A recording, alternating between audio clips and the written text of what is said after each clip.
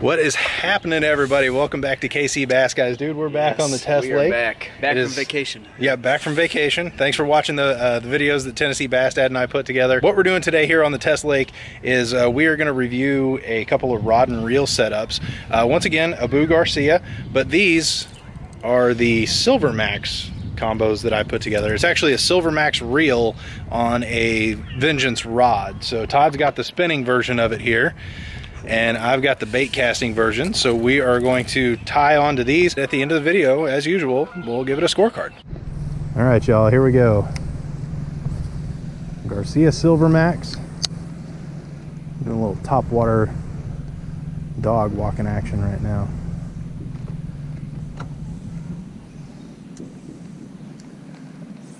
Got a lot of spawn activity. We've seen some bass on the beds here lately.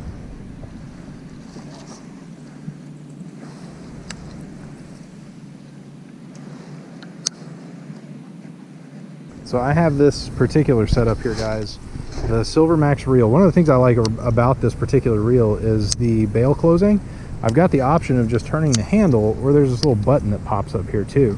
If I push that button, it will close the bail for me as well. So I'm in the habit of changing hands and just closing it with the the handle, but it's a nice feature to have for sure. It works well for flipping purposes too. But I paired this one up with a it's actually 7.5 foot heavy action Vengeance rod. I got 12-pound mono on it right now. I don't know if you guys can see this or not, but I got 12-pound mono on it right now. And the one that Todd's using is actually loaded up with I believe it's probably like 30-pound braid or something, but it's like the equivalent of 8-pound diameter. But that one is actually on a 7-foot medium heavy rod, and I think he's throwing a fluke with it right now. So yeah, I've also been seeing them school up a little bit in the middle, chasing shad around and whatnot, so we may chase them if they're chasing shad.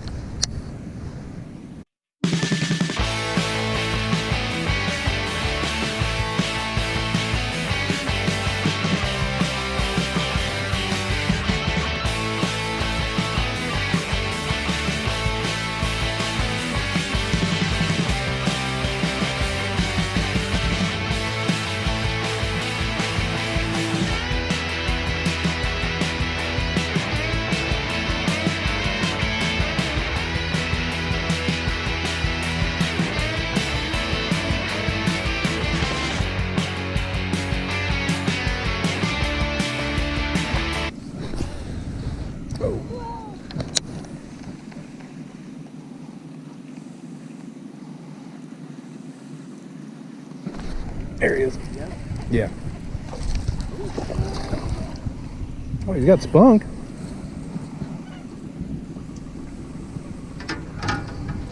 But y'all, not a big one, but first largemouth of the day. Throwing a crankbait on the Garcia SilverMax and Vengeance rod combo. He's a little guy, but I've been running my crankbait like sort of like a jerk bait, and that's how he hit it. So, yep, there you go. Back in the water, pal.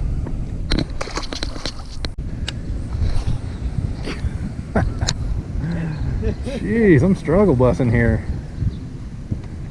Oh, I got a fish. Yeah.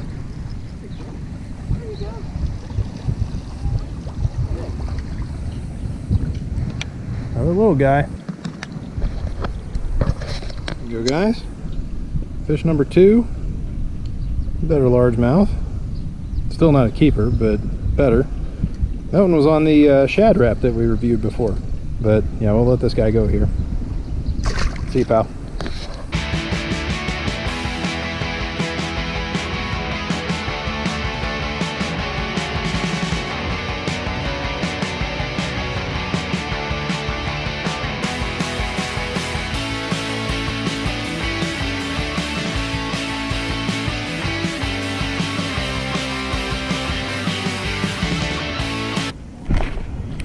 Another little guy? Another little tiny guy. There you go.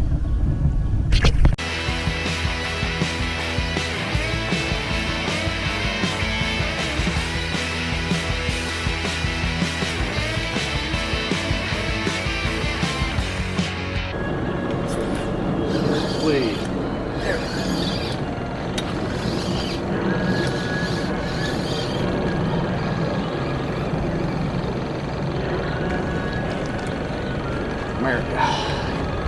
That's the biggest fish of the day. That is, yeah. It's kind of sad. A foot long, and it's the biggest of the day. Let's see here. I got the shad wrap on. It seems like the only thing that they're biting on today is a shad wrap, but it's not the biggest thing, but at least it does have a stripe on it, so there you go. Now it looks bigger. Fish is a fish. I'll take it. So that's going to do it for us with the SilverMax Vengeance Rod combo from Garcia. As per usual, we'll go ahead and give it a scorecard. So category 1 is price. The question asked is it priced well in comparison to other products of similar nature and purpose? So I actually got these two from Amazon, and I think they were about $35, $40 each, something like that. The rods themselves are also about 40 bucks. So collectively, about $80 for the set. On that price, I'm actually going to go with a 7 out of 10 on the price. Where do you land? For me, actually, I'm going to go with an 8 out of 10. That's a really good price for that, especially the way that it held up and the way that it functioned today. The second category is function. Did it perform the way it was supposed to perform? That depends on how you have it set up. I was trying to throw light crankbaits on a heavy action rod. That's not the ideal setup for crankbaits. With 12-pound line on it, it casts flawlessly. It's a very smooth casting reel, very sturdy rod. I'm going to give that 10 out of 10 on function. How about you? For me, like I said, it wasn't completely flawless, but for me, dang near perfect. But for that, I'm going to go with a 9 out of 10. I guess I'm kind of a little bit, I mean, it's kind of giving it not as good as it should be, but still, great reel, great rod, great product here, but I'm still going to go with 9 out of 10 on that. Category 3, usability. How easy is the product to use? That kind of falls to the hands of the fisherman, I suppose. So therefore, I'm going 8 out of 10 on usability. How about you? I'm going to go with 9 out of 10 again. I really like this setup here, and the way that I was using it there. A few hiccups, but nothing major, nothing to be too concerned about. 9 out of 10. Next up is durability. Did the product hold up during the test? So yes, it absolutely held up. We caught fish with them. None of them broke. I didn't really have any backlash issues until I was casting into the wind with a light crankbait. So, but in either case, the function of the reel still works well. But yes, for me, durability, 10 out of 10 on that for sure. Yeah, I'm going with solid 10 out of 10 on that for me as well. As far as holding up and everything, I had no issues with that, so solid 10. Category 5, effectiveness. Did it produce the expected results? Well, it's a rod and reel, so the expectation is to be able to cast a reel or cast a lure out and retrieve it. And yeah, it absolutely did that. And it just so happened to catch fish, so I was able to, albeit they were small fish, but I was still able to kind of get a feel for the backbone of the rod. So yeah, absolutely effective product for sure. Once again, well done, Garcia. I'm going 10 out of 10 on effectiveness as well. Yeah, like Brandon said, like, the point of a rod and reel is just to be able to, use it and hopefully catch fish. Catching the fish part's kind of up to the fisherman, but I was able to snag one out there. And as far as everything is concerned in that category, solid 10. Excellent. All right. So what we do here, guys, is like I said, we add our scores together. My total score for this, I'm awarding 45 out of 50 points. How about you? 46. 46, okay.